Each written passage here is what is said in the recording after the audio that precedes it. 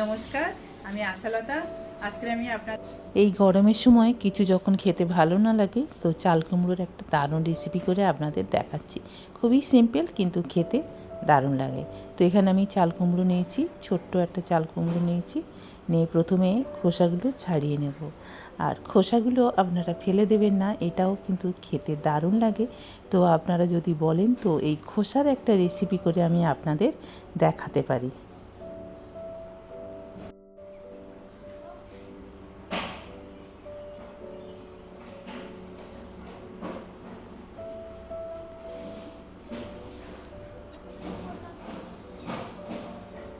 আর কুমড়োটা যত কচি হবে তত খেতে কিন্তু বেশি ভালো লাগে।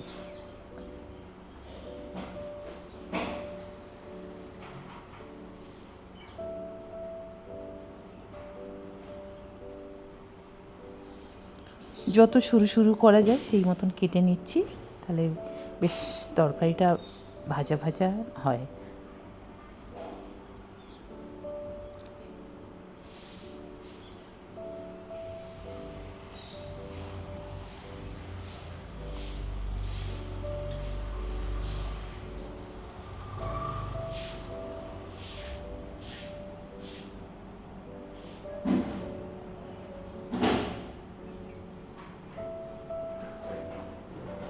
তো দেখছেন কত সরু সরু করে আমি কেটে নিয়েছি।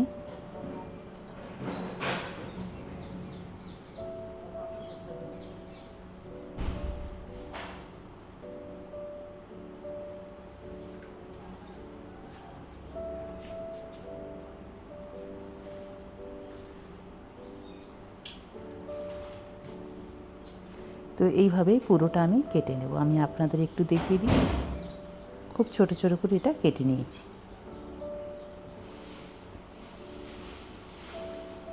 এবারে আমরা একটা মশলা রেডি করব। কাঁচা লঙ্কা, আদা আর জিরা এটা এটা একসাথে বেটে নিতে হবে। তো আদাটা প্রথমে একটু ছোট ছোট করে কেটে নিচ্ছি, না তো এটা বাটার সময় ঠিক মিক্সিতে ভালো বাটা হয় না, তো সেই জন্য আমি একটু সরু সরু করে কেটে নিচ্ছি। আপনারা পারলে এই মশলাটা শিলেও করে নিতে পারেন। খুব ভালো একটা পেস্ট বানিয়ে নেব। এবারে কড়াইয়ে দিয়ে দিচ্ছি সর্ষের তেল। সর্ষের তেল গরম হয়ে গেলে এখানে দিয়ে দেবো বড়ি। এই বড়িটা ভেজে নিতে হবে। এই বড়িটা দিলে খুব ভালো লাগে, অসাধারণ টেস্ট হয়। একটু মুচমুচে করে ভেজে নিলাম বড়িটা।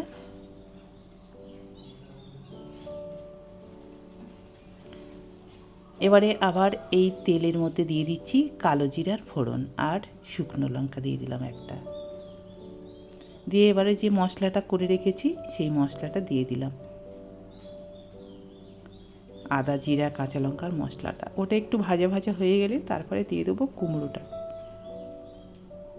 কুমড়ো দিয়ে এটা ভালো করে ঢাকা দিয়ে দিয়ে কম আঁচে এটা রান্না করতে হবে। এতে জল দেওয়ার দরকার নেই, জল দিলে কিন্তু এটা খুব একটা ভালো লাগে না। দিয়ে দিচ্ছি রঙের জন্য একটু হলুদ আর দিয়ে দিচ্ছি নুন।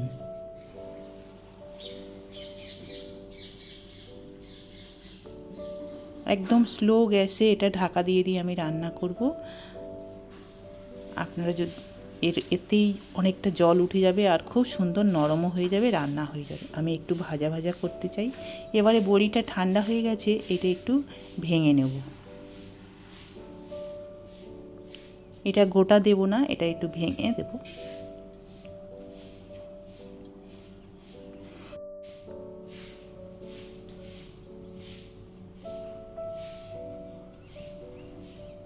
সব বড়িগুলো মোটামুটি একটু ভেঙে যাবে সেরকম করে ঠিক এইভাবে আদা ভাঙা ভাঙা করে নিয়েছি। এবারে দেখতে পাচ্ছেন কুমড়োটা অনেক নরম হয়ে গেছে, জলও শুকিয়ে গেছে।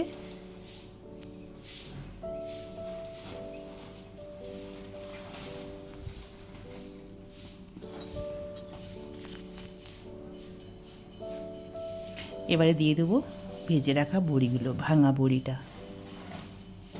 দিয়ে আবার ভালো করে মিশিয়ে নেব একটু। এবারে এটা 1-2 মিনিট একটু এরকম নেড়ে চেড়ে নিয়ে ঢাকা দিয়ে একটু রেখে দেবো।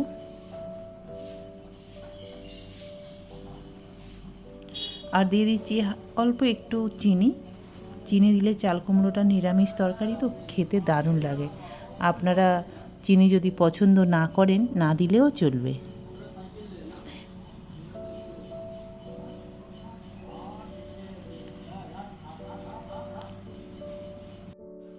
নামানোর আগে কটা দিয়ে দিলাম কাঁচা লঙ্কা।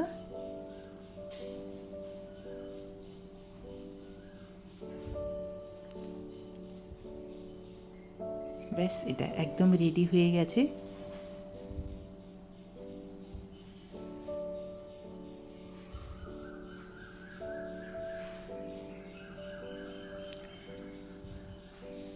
এবারে এইটা আমি নামিয়ে নেব। আর এইটা আপনারা গরম গরম ভাতের সাথে পরিবেশন করুন, দারুণ খেতে। আর কেমন লেগেছে রেসিপিটা আপনারা অবশ্যই কিন্তু জানাবেন।